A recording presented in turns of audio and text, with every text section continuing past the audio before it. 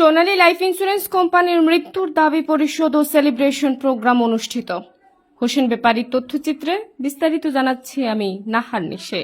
ইসলামী শরিয়া ভিত্তিক পরিচালিত জীবন বীমা কোম্পানি সোনালী লাইফ ইন্স্যুরেন্স কোম্পানির মৃত্যুর দাবি পরিশোধ ও সেলিব্রেশন প্রোগ্রাম করা হয়েছে।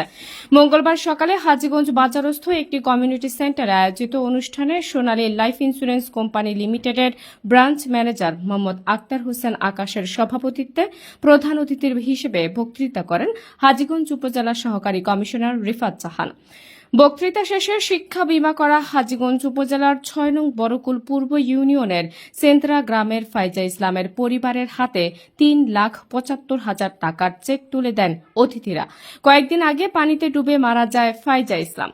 অনুষ্ঠানে Sonali Life Insurance senior unit manager Mohammad Golam সারোয়ারের উপস্থাপনায় প্রধান বক্তা হিসেবে উপস্থিত সদস্যদের সোনালী লাইফ ইন্স্যুরেন্সের সুবিধা অসুবিধা বিষয়ে আলোচনা করেন কোম্পানিটির senior branch manager Mohammad Obaidur Rahman মণ্ডল।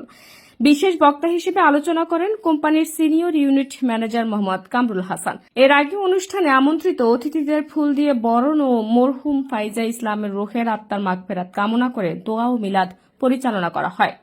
Popular BD news, Hajiganj, Chandpur.